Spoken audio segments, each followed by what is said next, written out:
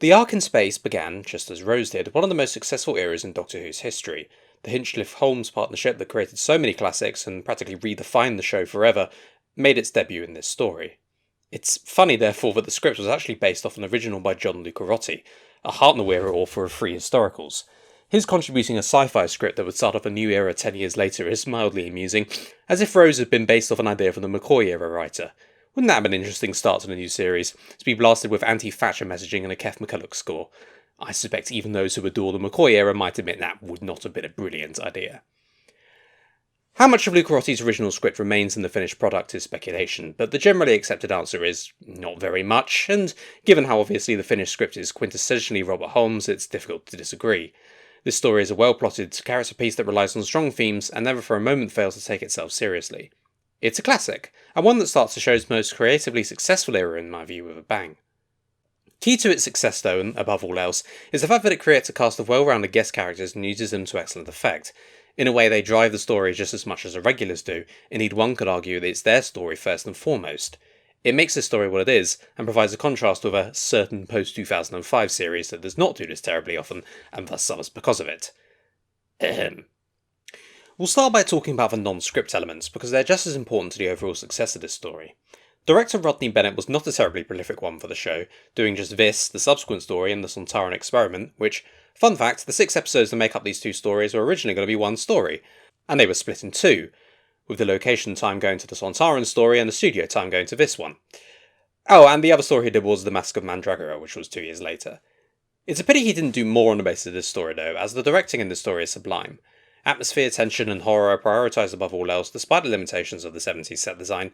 It creates an almost claustrophobic feel throughout, while also at times using wider shots to capture the loneliness and helplessness of much of the story. Frequent close-ups of the Wirren make the threat feel closer and more dangerous, and avoid shooting the Wirren costumes in a way that would make them look ridiculous. The direction also complements the script's ability to create mystery and tension, the ever more frequent glimpses of the Wirren throughout the story's opening stages, and keeping up a sedate, intense pace. There are also several other great small choices throughout. No sound in space when the spaceship is leaving, for instance. I mean, it sounds obvious, but it really adds to the sombre mood of the moment. The cliffhangers also work very well, although for the first one I wish a shot could have stayed on the Wirren for a bit longer before the sting. I have to admit this is a bit of a pet peeve of mine when the sting comes in far too early in the cliffhanger, but that's a minor thing. The special effects of the story do get some flack, and while the bubble wrap is obviously noticeable, it's so obvious how much care has been put into it anyway, I'm willing to forgive it. It might be a bloke in a suit made of bubble wrap sprayed green, but the way it's taken so seriously and the way it's made and shot allows a suspension of disbelief that would otherwise be a bit more difficult. The full Wirren costume might be a bug-eyed monster, but given the time and budget it could have been quite a bit worse, and again it's shot in a way to make it seem as imposing as possible despite that. Even putting the acting aside, and we'll get to that, the famous bubble wrap scene when Noah discovers his hand is all green works because of how seriously it's being taken and how much care of effort is being put in by all around. Directing, music, costume design, etc. Speaking of the music, this is in the win column for Mr. Simpson. Much of his 70s incidental music was a bit samey, but here it's fantastic, eerie and atmospheric and also perfectly placed in the story. It comes in at all the right times and never feels overused. I also do really like the production design as well. It's of its time, yes, and it's amusing this is what they thought the future would look like in the 70s, but it nevertheless contributes to the atmosphere and feeling of the story in a big way. For instance, the sleeping chamber feels much bigger than it actually is thanks to this design, and of course thanks to the way it's shot, and this feeling of hugeness contributes to the feeling of how large this endeavour actually is. Although I'm not sure what Area Q is for, perhaps a room for John Delancey, or failing that, Ben Whishaw. There are a few minor things that don't quite work. Apparently, how do we spruce up the titles for this new Doctor's second story? I know, let's add a green tint to it, was a conversation that actually happened. Some of the Wirren squeaking is a bit silly, the heaviness of the ending is a bit ruined by it sounding like they have a ship full of dog toys. These are very minor things though. Overall it looks and feels great, brilliantly atmospheric in its execution. With less production the story would not have been as great even with the script doing what it does. Speaking of the scripts, let's look at it. Robert Holmes is I think the pick for the show's greatest ever writer, and I say this because his understanding of Doctor Who was pretty much second to none in my view. He understood the show as its core an adventure, one which had to be gripping and occasionally horrifying, but one that was always accessible to all in the end. Equally, he understood that while the show could not be overwhelmingly pacifistic for fear of becoming boring, preachy, or both, he knew that mindless violence had to be tempered. Even in the Caves of Androzani, a pretty violent story by any measure, the point was that it was ultimately futile, a point very much missed by the lesser imitators that followed it.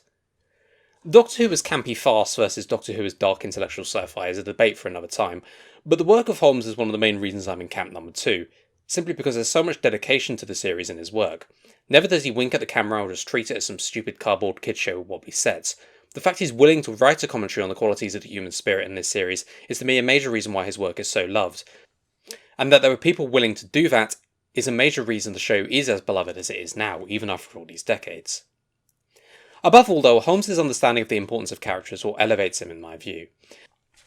Despite everything, the arc in space is a character piece at its core, and the themes of the story are portrayed primarily through those characters.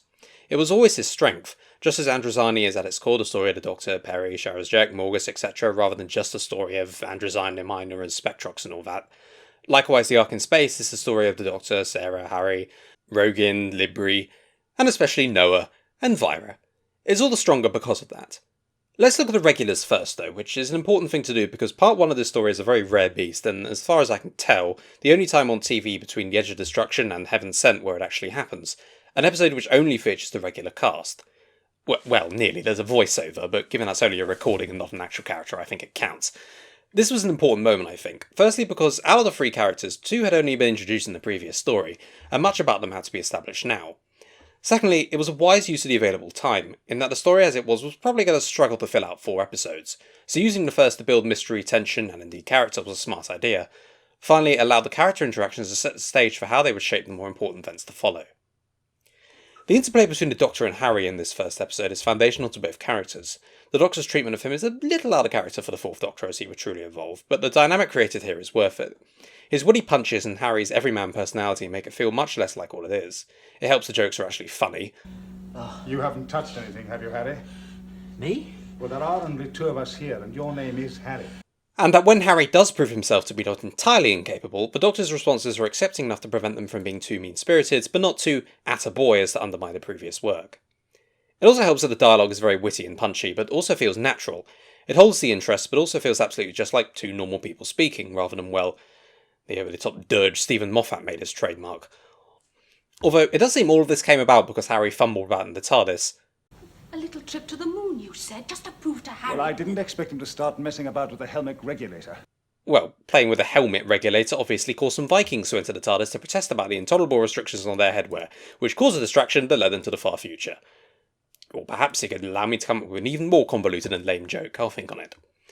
Anyway, the important thing about Harry Sullivan is that he was an odd relic from a previous conception for this era. The original plan for the 4th Doctor was for him to be a bit like the first, a much older man. He therefore needed an Ian or a Stephen to do the more physical stuff, and thus Harry was created to fill this role. However, obviously the conception of the 4th Doctor changed, and Baker was cast in the role, making Harry as a character fairly pointless, and indeed he would be booted at the first opportunity. As much as I do love the 4 Sarah's UFO, I think it's a shame the Season 12 trio didn't continue, as Harry is a brilliantly realised character. His status as a relic of a different realisation of the era could have led him to becoming an afterthought in these scripts, but Holmes was never one to waste an opportunity. In a way, his old-fashioned demeanour and casual sexism should be infuriating, but the fact that the rest of the characters, especially Sarah, respond with eye-rolling and "yeah, sure Harry, whatever you say," prevents that from being the case.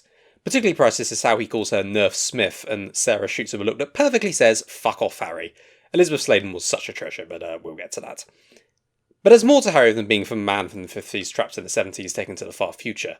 His character does have to be established here, and Holmes does an excellent job of doing so, mostly in a few small ways.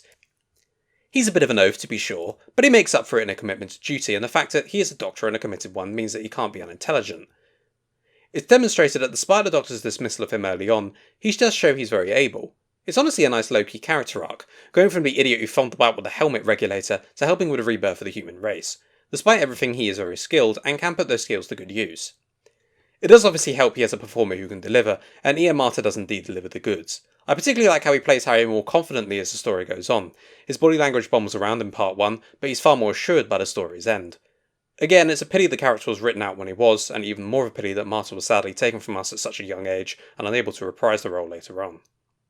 As for Sarah Jane Smith, it was probably a necessary story decision to bin her for most of the first half of the story, both to demonstrate the suspension progress to the audience, show not tell being used to good effect, and to reduce the exposition burden in these opening stages by having the Doctor explain to only one other person what's going on, as well as allowing the 2 new characters to be properly established by their own interplay. However, it does seem a bit unfair to Sarah to treat her as such. And well, it's not as if the parts of the first half of the story as she are in are great either. I'm going to be charitable that Sarah's response to being teleported is rather more sedate than you might expect because of oxygen deprivation, and not because of what the story is implying that she's drugged beyond her mind. Now, I never have the time, nor inclination, to take a proper look at sexism in Doctor Who, and take a long consideration of whether this is an example or not, so I'm just going to go for the quick answer of not really. Given Vira is quickly introduced in part 2 and becomes a major character throughout the proceedings, it's difficult to challenge a story on the grounds of representation of women, like admittedly a lot of other stories of this era, and Sarah does get her moments to shine once the plot needs her again. The scene with the cable is a perfect example of this. Basically, they need to have a power cable that's hidden from the Wirren, so it goes through a small air vent or whatever the hell it is. Sarah's small enough to fit through, so she'll drug it. First of all, I like this was an idea that she volunteered. It shows that she's just as smart as the Doctor and the doctors, by pointing out stuff they didn't think of. Then, of course, there's the scene that ends this bit, which even now I'm surprised there are some people who don't really get. Sarah gets stuck. The Doctor at the other end starts insulting and berating her. Naturally, this pisses her off and she gets unstuck, presumably with the intention of testing how soon the Doctor can regenerate again. Of course, he was only doing it precisely because he knew she doesn't take shit and would be spurred into action as a result. It's a great little scene that relies entirely on character, the Doctor knowing Sarah and that she wouldn't immediately take his shit, and indeed her doing precisely that. Elisabeth Sladen, of course, rises to the occasion, as she always does. I'm going to have a lot of opportunities to praise her performance, so I'll keep it brief, but yes, she's as good as everyone remembers her. Anyway, moving on to the Doctor, it's fair to say the Fourth Doctor's character at this point was still very much a blank page. Robert had established a few things, mostly his light-hearted side and the contrast that created with his less jovial predecessor, but in terms of his overall character, the arc in space had a lot to do. But between this and Genesis of the Daleks, the basis of this character that remained for the next 7 years was laid. On the exterior, a light-hearted man whose humour is centre, but hiding a deep commitment to what he does and a movable moral core. Because of what's established here, it's perfectly natural to go from behaving like an idiot and preventing an escape that damages Louis Cairns, to standing between an alien and the future of humanity, and telling them straight up, no, they have had their chance of salvation, history must take its proper course. To use such a scenario from this story, he starts off by berating Harry for fiddling with the helmet regulator, and takes a great pleasure in making him feel like an idiot. But when the air starts to disappear and they are in genuine peril, this disappears. He takes that situation dead seriously and even shows humility to Harry, whom he was previously berating. A few minutes later, when they were being attacked by the auto guard, he's equally willing to listen to Harry and let him to try the plan to turn it off with the cricket ball, and doesn't berate him for it, failing for the reasons neither of them foresaw. But once they're out of immediate danger and exploring the Ark, he does go back to how he was at the start, but in a way that makes it clear his antagonism towards Harry is not set in stone. You're improving, Harry. Am I really? Yes, your mind is beginning to work. It's entirely due to my influence, of course. You mustn't take any credit. It's small things like this, in the first 5 to 10 minutes of the episode more or less, let's not forget, which do a fantastic job of establishing things for the audience about this new Doctor, just through simple character interactions that of course also advance the plot, and all without using exposition or stupid spectacle-driven scenes, like a certain revival did. All the fucking time. Anyway, let's take the famous Homo sapiens speech. While this is similar to the kind of self-indulgent rubbish that irks me so much in New Who, I'm willing to excuse this and indeed express my liking for this scene. First, this scene is barely over 30 seconds, compared to the several minutes of droning nothing New Who writers love. This scene is nearly 4 fucking minutes of shallow platitudes with a Murray Gold soundtrack mixed about 4 times higher than it should be. It's not even the same universe equality. Secondly, it's an important establishing character moment. It works well on the surface level, the Doctor seeing firsthand the survival of his favourite species and declaring his admiration for their remarkable abilities. The cockroaches of the universe we are indeed. But it also shows how the simple feat of humanity justifying his faith in them does matter to him. Again, he can go from jovial oberation to admiration at the things that really do matter on a drop of a hat. By the way, Tom Baker is so brilliant, isn't he? He's confident and authoritative in his dialogue and body language, and he effortlessly segues between the different requirements for his character in the script. He slips into the role flawlessly, like he'd been playing it for years, despite being in his second effort story. Nobody has ever made the role their own so quickly in the same way since. As I mentioned in the Rose review, only Eccleston has come close. What else I love about this Doctor's character is his moral convictions are first and foremost. One of the Fourth Doctor's defining traits is that these are steadfast, and this is put to brilliant effect in this story. No matter what, he knows his refusal to give the humans to the Wirren will not give way. True, it's not as if any of the incarnations would have done. Well, maybe 7. But what makes 4 stand out is his utter commitment to it, never wavering once, and even making sure Vira can't be swayed in the moments where it seems like she might. The human race, its future here on the Ark, it must survive. There is more to it though. His belief in the human race also never wavers. Not only does he think it must survive, his belief that it can, despite the odds, are also clear to see. The best part of this is how he never gives up on Noah, constantly urging to fight the Wirren, and his lack of surprise at Noah's final sacrifice makes perfect sense in that regard. The real drive of the story though is the guest characters. Vira, played by Wendy Williams, is a sadly rare for this era well-written female character. The Arkham Space central character arc is hers, a person thrust into leadership against great adversity, and her actions allowing the human spirit to triumph over the enemy. While I'll discuss the themes of the story briefly in a bit, the bottom line is this is Holmes' look at the triumph of human ingenuity and adversity over conquest and conformity. Both from the insects, of course, how the Wirren are of one mind, but in the latter case also from themselves, the rigid conformity and compartmentalisation of humanity. Vira is therefore a study in how humanity is to overcome this. She's a doctor, but she's thrust into leadership when Noah gets a case of the crazies thanks to the Wirren. She has the fate of humanity placed in her hands. In a way, this is the story of her rising to that occasion. Humanity's ingenuity, flexibility, our ability to adapt and survive, she represents that. She might not have been selected as a leader, but by the end of the story, her ability to lead is not in doubt. But none of this forgets that beneath the exterior where the survival of humanity is in her hands, she is as human as everyone else. The fact that she and Noah have the hots for each other, so to speak, makes his demise all the more tragic for her, and there are subtle bits to show how much this is affecting her. Not only is she taking that initiative, she's doing it despite great personal tragedy. It's a fantastic demonstration of what Holmes wants to show here. Vira's commitment to duty is the most important part of her character, though. Even though she and Noah were clearly humping, she doesn't allow that to get in the way of preserving what matters most, the future of the human race. It does mean, though, that sometimes her humanity needs to be enforced for her, such as by Sarah preventing her from shooting a doctor from extremely flimsy evidence of Wirren influence. And that's fine, character flaws are good, as long as they're recognised as such and the character arc has them overcome, as that indeed happens here. Must credit, of course, be given to Wendy Williams, whose excellent performance brilliantly conveys the subtleties of the character. She also perfectly transcends the line of what the script requires without becoming unlikable. Her cold rigidity could easily have become arseholiness, but it's effortlessly avoided thanks to her. Also of note are the more minor guest characters, Richardson Morgan as Rogan, John Gregg as Lyset, and Christopher Masters as Libri, who do some decent dialogue and add a bit of brevity to some of the affairs, and also do a good job of showing how easily enforced rigidity can be broken, and demonstrating the value of instinct and bravery over insect-like conformity. One of the things that elevates classic Who above New Who for me is that even minor side characters like this are given so much personality. If this was a New Who story, these characters might as well be extras, or have a shit joke based around their names as a replacement for actual character. The real star of the guest cast, though, is Kenton Moore. What the hell kind of name is Kenton? Anyway, the real star of the guest cast is Kenton Moore as Noah. The tragedy in Noah is the main driving point of the story. His battle with the Wirren that take over his body mirrors humanity's battle for survival, and that his endurance of spirit means that they never quite take over his mind, and he triumphs. He starts off as an example of the cold rigidity humanity has fallen into. In traditional base under siege fashion, he's instantly distrustful of the Doctor and co, of course, because they represent the chaotic humanity of old. It shows how outwardly he is wedded to these ideas, but the rest of the story demonstrates how this is only the surface. Case in point, when Noah checks the solar stacks on the Doctor's advice, he notices the Doctor was right and they're broken. He's surprised, yet in those few short moments he realises the Doctor's right and doesn't try and deny what he sees. Moore putting that across in just a few seconds with no dialogue effortlessly. Then he gets infected by the Wirren and well, that's that. The rest of Noah's story, therefore, is the battle between his human nature and the Wirren taking him over, an inward reflection of the outward battle for survival between humanity and the Wirren taking place on the Ark. Credit does have to go to Moore here. How seriously he takes scenes which, on the face of it, should be pretty silly, like the famous bubble wrap reveal. He plays them with totally and utterly straight in a way that makes them almost horrifying. He also transcends the different ways the role needs to be played. He goes from creepily under the total influence of the Wirren to desperately trying to explain to the woman he loves and the people his duty it was to protect what's happening and how he's trying to fight it. The triumph of his humanity over the alien influence is the perfect mirror of the story's message, and as I said earlier, how unsurprised the Doctor was that Noah's final act was to save them all shows that his faith in humanity was not misplaced, and Noah demonstrated that. Although I don't know why his name is pronounced Lazar instead of Lazar. I'm a fire in my Lazar. Anyway, that Noah was also respected also impacts on the other characters and makes his transformation all the more affecting for them. The scene when Libri also easily submits to Noah is also brilliant.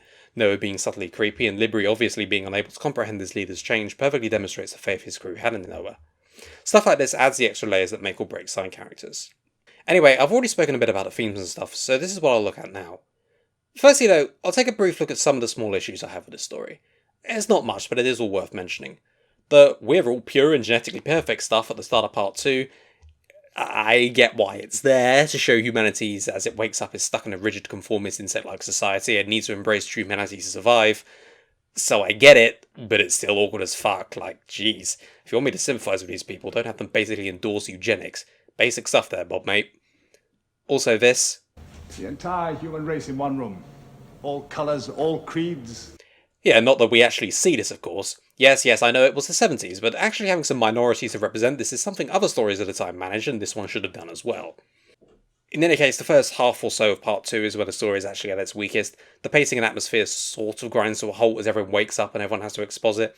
Also, Vira is apparently completely blind, failing to notice that one of her crew members is missing, nor the giant bug on the floor, for several minutes. The dialogue also weakens a bit here. The Ark was designed to have a negative fault capacity. Yes, we've already established the reason is sabotage. Have you been listening at all? Having said that, even the weakest part of the story is merely just a bit bland and wooden, rather than actually being in any way bad, so that's a sign of a win overall. There are a few story inconsistencies. The Doctor's knowledge of the Wirren is inconsistent. He doesn't recognise the dead one, but does seem to know all about their life cycle once the name is mentioned. Fair enough if he only knows them by reputation, but a line of dialogue establishing that would have been nice. Also, the Wirren having been attacked by the humans in the past could really have been an interesting motivator, but it's just not really given any development at all. It doesn't really add anything to the overall themes of the piece. In the end, how little time is actually wasted over the 4 episodes, it probably would have been better to cut.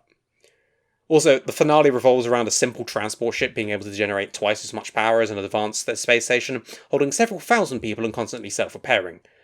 Yeah, sure. Oh, and the fact that you can't remotely cut the locks on the transport ship, which seems like a bit of a design flaw that they should have foreseen the emergency situations. Moving on to the themes, this is at its heart a story of the triumph of what is best about the human spirit, that we have our individuality but also use that for a greater common good, and our use of instinct and imagination over the seemingly superior insect hive mind. The latter's rigid conformity failing to account for that human spirit, that's what does them in the end. It's an excellent baseline to lay the character stuff that drives the plot, and no story as the epitome of this works well as it does because of it. The fight is also represented well throughout the battle within and the battle without, the latter obviously being the Ark's fight for humanity's survival and the battle within shown through Noah. The human spirit wins both battles. This is made all the more impressive because of the way it seamlessly becomes part of the character interactions. In terms of the plot itself, it's very tight and focused and brilliantly crafted. To use part 1 as an example, just as questions are answered both for the characters and the audience, new ones appear, so the mystery of the story can be built along with the atmosphere and tension, a perfect way to set up a part 1. Despite the holes I picked in it, and I could pick more, the autoguard for instance, why is that set up on an if it moves shoot it system? Some kind of target ID might be a slightly better idea there. Alright, sorry, I'll stop. It does move along very well. The pacing is near perfect as well, and finally I'd like to touch on Holmes' dialogue because it is very good, isn't it? The character interactions bounce off each other perfectly, and they all sound like natural people saying natural things. Again, I did mention that earlier, but I do just want to reiterate it. The thing is though, the Homo sapiens speech also shows that he is able to pull out the big guns when it matters. Likewise, he also knows when to keep it simple to install the desired effect. Noah's simple farewell of "Goodbye, Vira" says everything it needs to in 2 words. That is to me the sign of a masterfully done script. Bearing in mind this is a measure of how the story holds up against the rest of Classic Who and nothing else, the final score for the Ark in Space is 8 out of 10. There are a few niggles here and there, sure, but overall this is a brilliantly written, produced and performed piece. Robert Holmes delivers a thematically rich story with fleshed out characters that the audience does become invested in. Rodney Bennett gives it atmosphere and tension, and the actors absolutely deliver what they need to. The only reason it's not higher is, well, the bar for Classic Who is pretty high, and that's it really. This is an excellent story, and comes strongly recommended. Thank you for watching, I hope you enjoyed. If you want to see more, please like and subscribe. And if you'd like to see a particular classic or new Who story to be covered, please let me know, I'm happy to take requests. Thank you, have a nice day.